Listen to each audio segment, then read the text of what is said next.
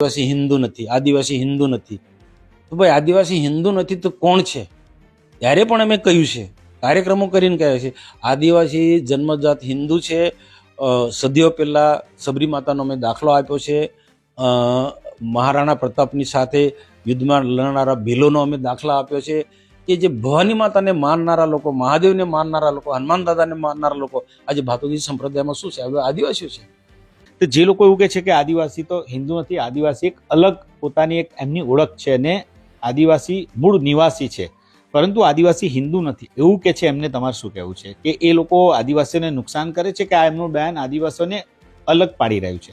એ જ હું કહેવા માંગુ છું કે આદિવાસી સદીઓ પહેલા એ હિન્દુ સંસ્કૃતિ સાથે જોડાયેલો છે.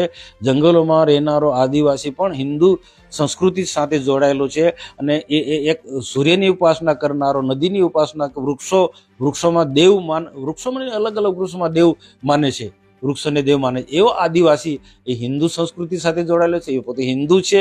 તો હું એમને આ લોકોને એમ પ્રશ્ન કે આદિવાસી હિન્દુ નથી છે કોણ?